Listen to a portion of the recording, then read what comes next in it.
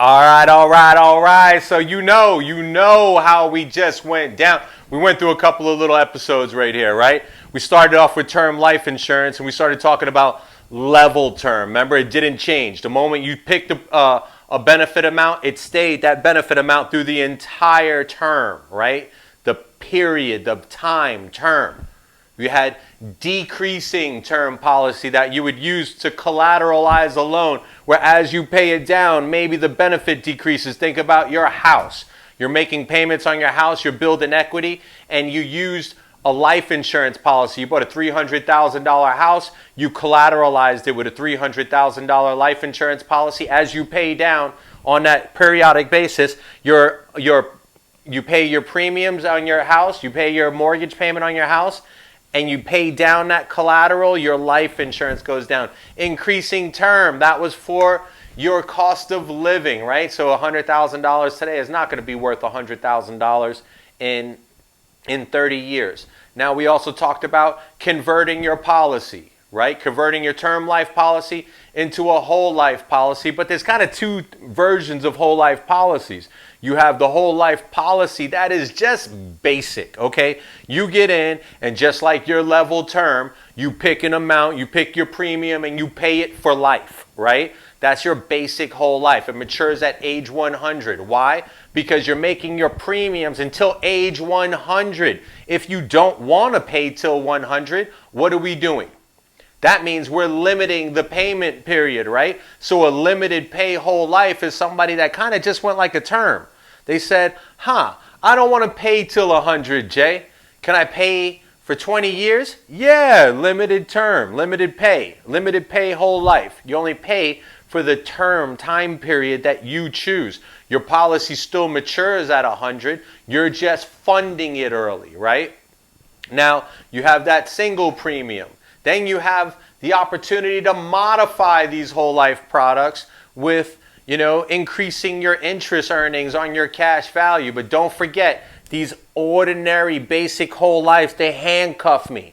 Because once I pick my term, I pick 20-year pay, I'm stuck with 20-year pay. I picked a $100,000 benefit, I'm stuck with a $100,000 benefit, right? But not in universal life, not over here. Think about your TV remote, right? A regular TV remote, you buy some kind of Sony, and they're like, oh man, and you can change your channel and your volume from here, right? You're like, man, get out of here. Let me go get to Target and go get one of those universal remotes. And don't play. I got that universal remote downloaded on my phone. I'll mess with everybody's emotions in the house. I'll just sit here and I'll watch my Josh Gates get all crazy and run around the world while I'm sitting there changing everybody else's TVs just to give them a hard time.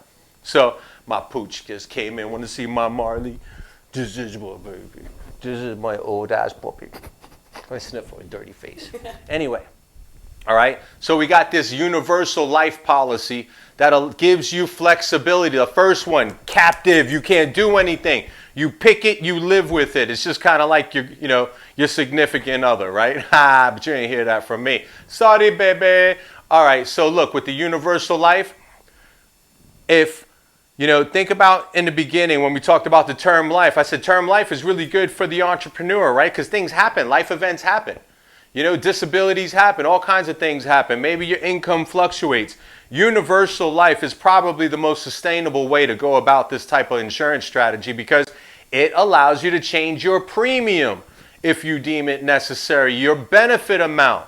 So you can move it all around. That's fantastic, guys. That's a policy that if you're going to put it into effect, you go ahead and you dictate the terms. Love it. You can even skip premium payments because you have this cash values in there, and you can get automatic premium loans. All kinds of things you can do, but it's your policy, okay? Now, with these universals, it's they add a couple of extra features on it. That basic one doesn't do much. We haven't talked about it, but there's such a thing called living benefits.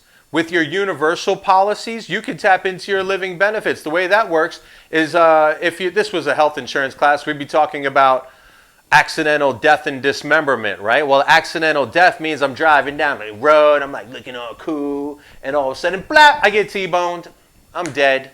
It's called double indemnity. With your universal life policy, double indemnity means if I die in an accident, not of natural causes or something like that, but it's got to be a specifically named accident. Let's just say it was a car accident.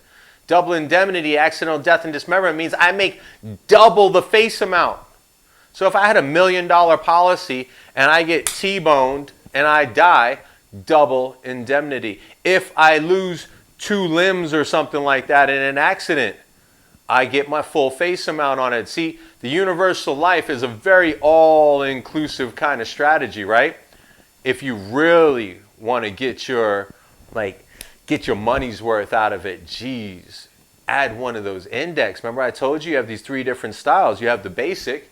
Well, universal, as dope as universal is, it can still be basic because you could choose to go with a very conservative earning strategy. I don't know why. Maybe you just like to be boring. I don't know. But you could go with an index, which allows you, like I said before, it allows you to earn more interest.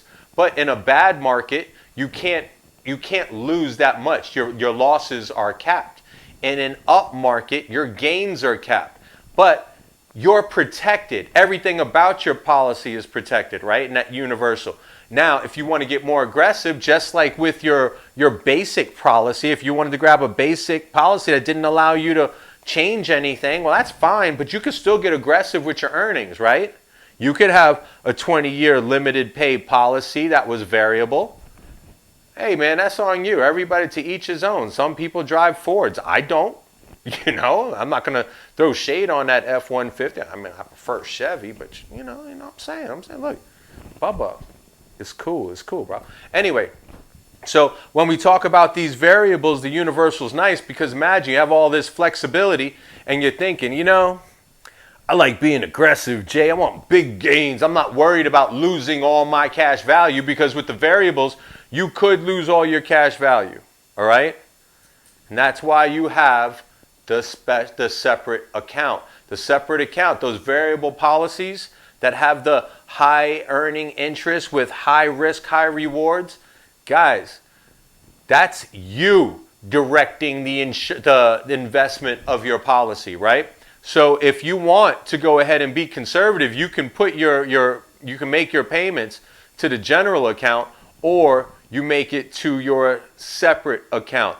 That's what's going into these investments, right? Now, with these variable products, in comparison to your index products, we're going to deliver a policy summary for your whole life and your index whole life, your index universal. With your variable policies, I've got to deliver you a prospectus because it's actually an investment product, okay? Now make sure that you don't think that all of a sudden, since you can sell a variable life product or a variable annuity product, which is coming up in the other section, that doesn't make you a financial advisor. That doesn't make you an investment advisor. It means that you're an insurance agent with access to a couple of variable strategies that could get aggressive on the earnings, okay? Now, one of the other things that we need to discuss about these higher earnings, life insurance is factored so that way as we make our premium payments, the cash value that's accruing in these policies is in sync with the insurance element. That's why it gets favorable tax treatment, okay? So if we're in one of these indexed accounts or one of these variable accounts, we don't have to worry about this with ordinary whole life because that's basic. We know what's going to happen there, nothing, okay? But with the index and the variables, there's an opportunity for gains. If you have a couple of years of an up market, that would mean that you've added more money than anticipated to your cash value. It's said there in the business, I don't know why, but they call it a corridor, right? So if your cash values grow, your insurance element has to stay in sync. That's why these universal policies allow you to manipulate your cash values your benefit amounts. Because if you're doing very good, then you want your benefit amount for your insurance to go up so you don't lose favorable tax treatment, okay? There's a thing called a modified endowment contract. The book has you taking a look at this way down when we talk about group policies, but we'll talk about it real quick right now because we already are. all right? Because your savings element is supposed to move in sync with your insurance element, if you overfund to try to get, away with it, you're trying to move money over and trying to, be a little tax slick with your dough, and you move too much money into your life insurance policy and your cash value grows without growing your benefit, you could modify your contract. It's called a modified endowment contract. It sounds actually like you did something good. Yeah, I overfunded it because I'm hardcore, man, and I got a good year. No, it's because you didn't read the fine print. That's like size 12 font. You just blew right by. No, I got a policy. It means that you destroyed the ratios within your policy. A modified endowment contract is not a good thing. It's a bad thing. Your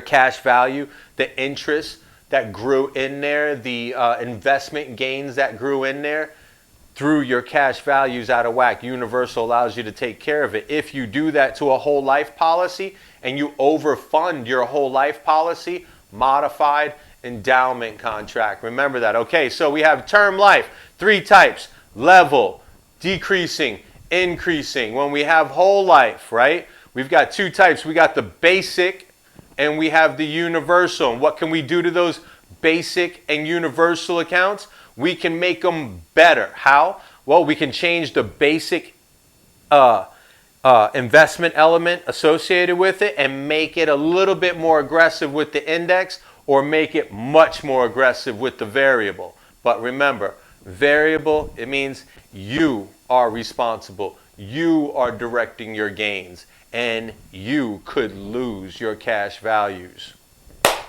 Deuces. That was 12 minutes.